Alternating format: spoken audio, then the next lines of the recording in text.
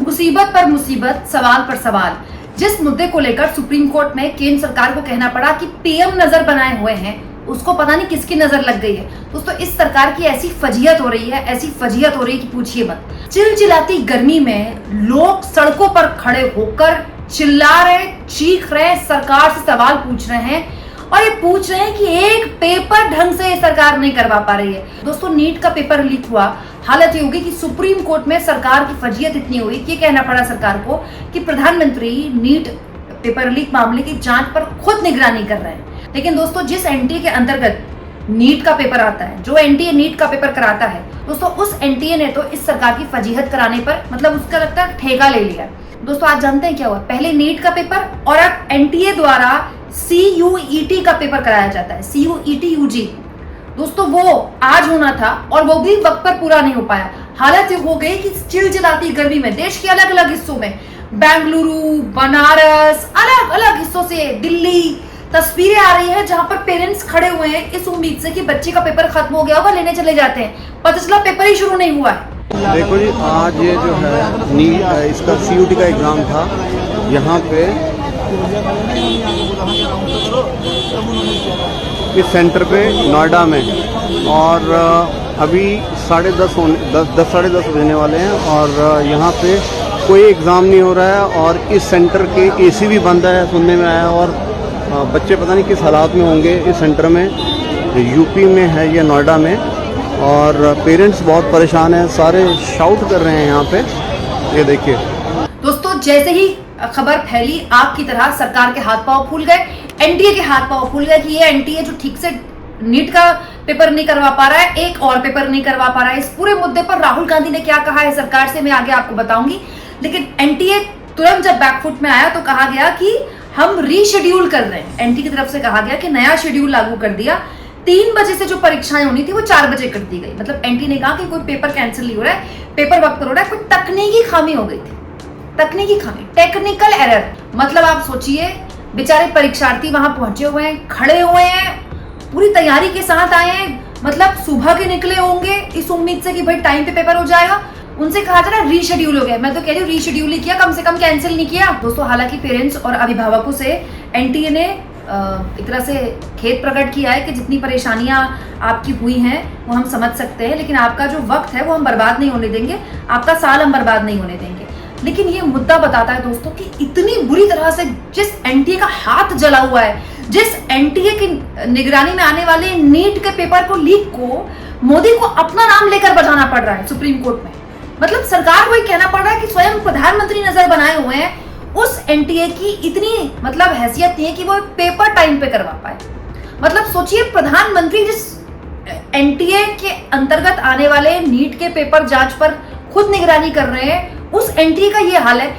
ये क्यों होता है दोस्तों? क्योंकि अधिकारियों को डर नहीं है, कोई जवाबदेही नहीं है कि इस्तीफा हो सकता है, नौकरी जा सकती है, पुलिस केस हो सकता है। क्यों? क्योंकि अधिकारी देख रहे हैं जब मंत्री का इस्तीफा नहीं हुआ, दोस्तों जब मंत्री कह रहे मैं जिम्मेदार हूं, उसके बाद भी उनका इस्तीफा नहीं होता, हमें कौन हाथ लगा देगा?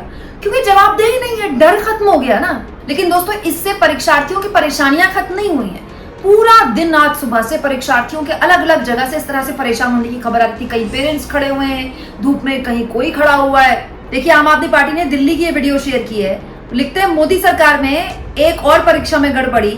CUET परीक्षा के दौरान दिल्ली, नोएडा, अंबाला, वाराणसी, बेंगलुरु, कानपुर समेत कई केंद्रों पर तकनीकी खामी की खबरें सामने आ रही। कुछ छात्रों को क्वेश्चन सुबह 9:30 बजे मिल गया और बाकी छात्रों को 11:30 बजे। तो क्या ये परीक्षा की निष्पक्षता पर सवाल खड़ा नहीं करता? मतलब आम आदमी पार्टी कह रही कुछ छात्रों को 9:30 पे मिला, कुछ को 11:30 पे मिला, तो जिनको लेट मिला क्या उनको पता नहीं चल गया होगा कि पेपर क्या है? मतलब पेपर तो सबको एक साथ मिलता है ना, पेपर का पॉइंट क्या है?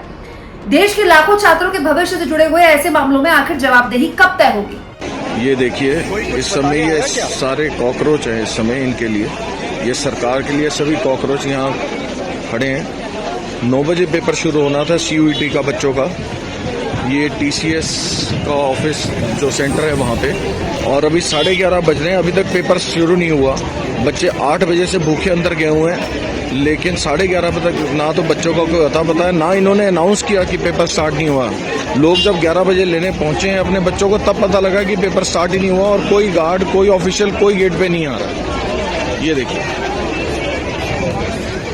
अब दोस्तों अब ये सब मिलाकर राहुल गांधी ने एक बयान दिया है, नीट, सीबीएसई, एसएससीआई और अब सीयूईटी 4 परीक्षाएं, 1 करोड़ बच्चे, एक भी ईमानदारी से नहीं हो पाई। दावे विश्वगुरु के, मगर देश में एक परीक्षा नहीं करवा सकते। मोदी जी ने पूरी शिक्षा व्यवस्था तबाह कर दी। जिस पीढ़ी का भविष्य आप बर्बाद कर रहे हैं वो पीढ़ी आपका हिसाब करेगी। अब हिसाब कब करेगी, कैसे करेगी, तो खैर वो पीढ़ी जाने और मोदी सरकार जाने। लेकिन राहुल गांधी ने जो 1 करोड़ जो बच्चों का पूरा आंकड़ा दिया, ये सब मिलाकर दिया है, क्योंकि अकेले नीट में दोस्तों 22 लाख से ऊपर है, 18 लाख के आसपास सीबीएसई से है, उसके एसएससी का यहाँ पर और सीयूईटी का पूरा जिक्र किया गया। तो मिलाकर राहुल गांधी कह रहे हैं कि 1 करोड़ युवाओं के साथ जो ये मजाक कर रहा है सिस्टम, ये सरकार जो मजाक कर रही है, सरकार को यही युवा जवाब देंगे।